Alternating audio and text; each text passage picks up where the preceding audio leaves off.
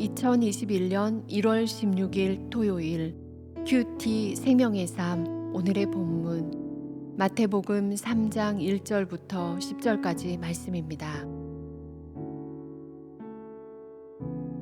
그때에 세례 요한이 이르러 유대 광야에서 전파하여 말하되 회개하라 천국이 가까이 왔느니라 하였으니 그는 선지자 이사야를 통하여 말씀하신 자라 일렀으되 광야에 외치는 자의 소리가 있어 이르되 너희는 주의 길을 준비하라 그가 오실 길을 곧게 하라 하였느니라. 이 요한은 낙타털 옷을 입고 허리에 가죽띠를 띠고 음식은 메뚜기와 석청이었더라. 이때에 예루살렘과 온 유대와 요단강 사방에서 다 그에게 나아와 자기들의 죄를 자복하고 요단강에서 그에게 세례를 받더니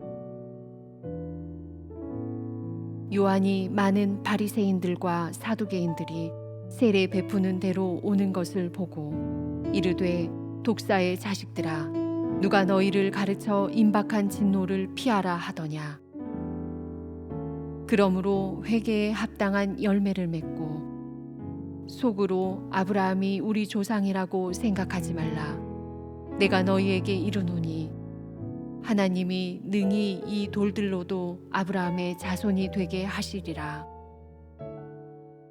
이미 도끼가 나무 뿌리에 놓였으니 좋은 열매를 맺지 아니하는 나무마다 찍혀 불에 던지리라. 아멘.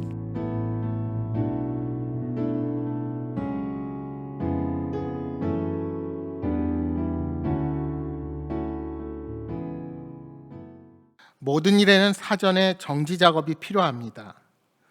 여기서 정지 작업은 본래 농사를 짓기 전에 씨를 뿌리기에 알맞은 토양이 되도록 땅을 고르고 밭을 경작하는 것을 정지 작업이라고 합니다.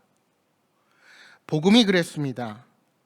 예수님께서 인간의 몸을 입고 우리를 찾아오시기 전에 그 메시아의 소식을 미리 준비하는 과정이 있었습니다.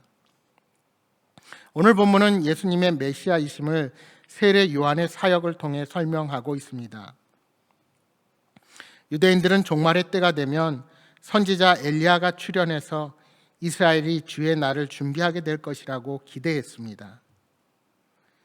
세례 요한이 외친 천국이 가까웠다는 외침은 그들이 기다리는 메시아가 곧 오신다는 의미였습니다. 세례 요한은 회개할 것과 천국이 가까이 왔음을 유대 광야에서 전파했습니다. 세례 요한은 세례를 베푸는 곳으로 오는 바리새인들과 사두개인들을 향하여 독사의 자식들아 하고 지칭합니다. 여러분, 바리새인들이 어떤 사람들입니까? 분리된 자, 거룩한 자란 뜻을 가진 그들은 엄격한 율법의 준수와 모범으로 유대인들에게 큰 신망과 존경을 받고 회당 조직을 통해 전 유대 사회에 지대한 영향력을 끼쳤던 사람들이 바리새인들입니다. 그러나 그들은 율법주의와 형식주의, 극단적인 분리주의와 권위주의적인 특권 의식에 사로잡혀 있었습니다. 또한 사두개인은 어떤 사람들입니까? 기원전 2세기경 하스모니안 왕조 시기에 사독의 후예임을 자처하는 다수의 제사장들에 의해서 형성된 유대교의 당파가 바로 사두개파입니다. 이들은 대제사장을 중심으로 귀족들의 권익을 대변하는 일종의 정치 집단의 성격을 띠었습니다. 그들은 모세 오경만 받아들이고 부활이나 영생 그리고 영혼 등을 믿지 않는 자들이었습니다. 그들은 물질을 탐하는 지극히 현실주의자들이었습니다. 세례 요한은 이러한 바리새인과 사두개인에게 독사의 자식들이라 하는 겁니다. 그러니까 하나님의 임박한 진노에 대한 경고는 이방인이 아닌 유대 종교 지도자들에게 먼저 주어진 것입니다. 그 당시 얼마나 이스라엘의 사회가 영적으로 타락했는지를 우리에게 알게 해주는 것입니다. 여러분, 우리가 하나님에 대한 믿음을 가졌더라도 그 믿음이 잘못된 것이면 회개해야 합니다. 우리는 이스라엘의 잘못된 선민의식이 그들을 피상적인 신앙으로 이끌었음을 볼 수가 있습니다. 이스라엘에게 선포된 회개 메시지는 지금의 성도와 교회 공동체를 향해서도 계속된다는 사실을 우리가 잊어서는 안 됩니다. 고린도전서 10장 12절을 통해서 바울 사도는 이렇게 말씀합니다. 그런즉 선줄로 생각하는 자는 넘어질까 조심하라. 메시아가 오신다는 것은 구원만이 있다는 것이 아닙니다. 메시아가 오신다는 것은 하나님 나라만이 아니라 하나님의 진노와 하나님의 심판이 함께 있음을 잊어서는 안 되는 것입니다.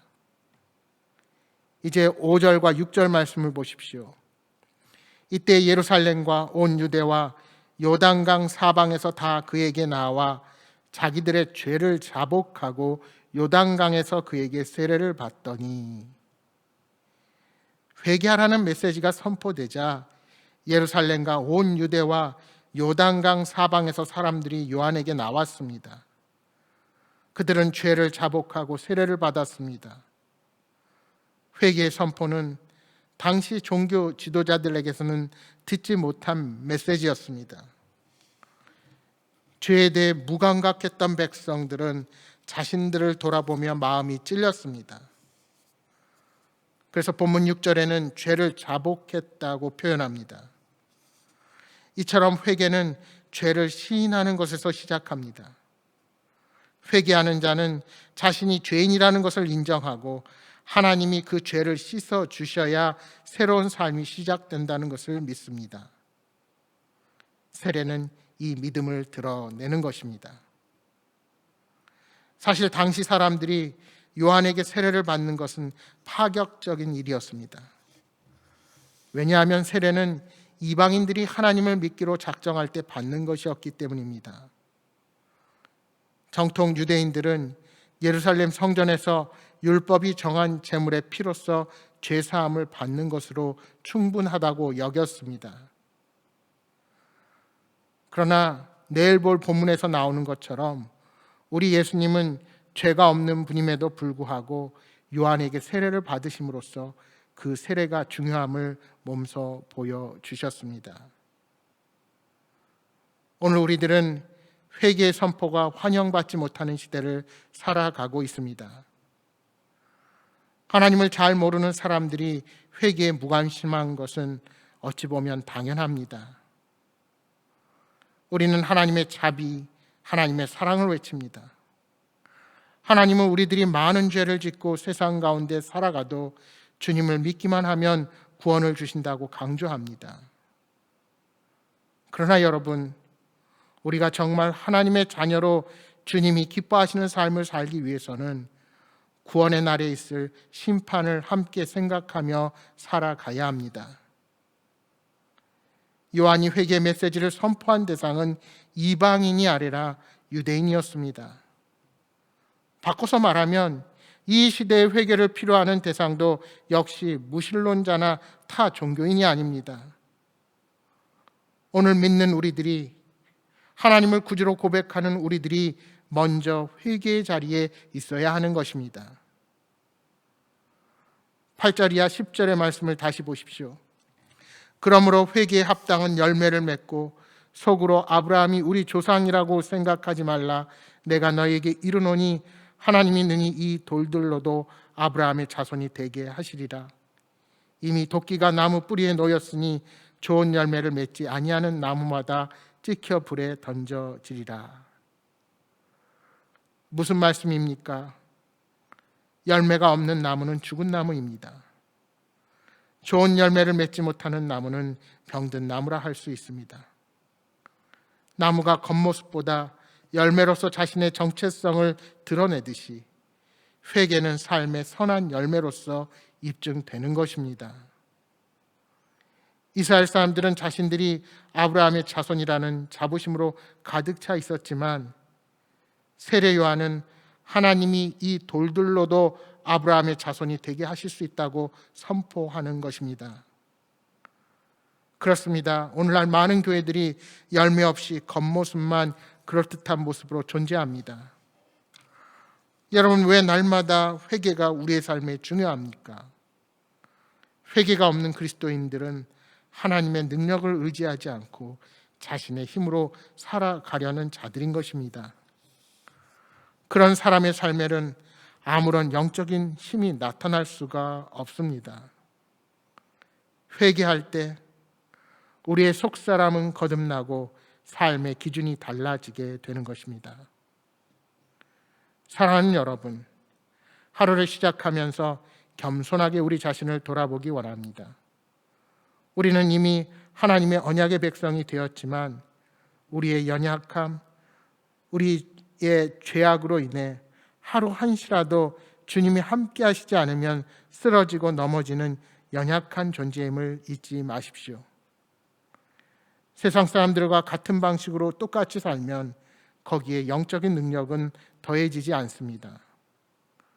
바라기는 회개의 선포가 들릴 때 그것을 하나님의 소리로 받아들이고 겸손히 주님 앞에 서는 믿음의 백성들로 서기를 바랍니다.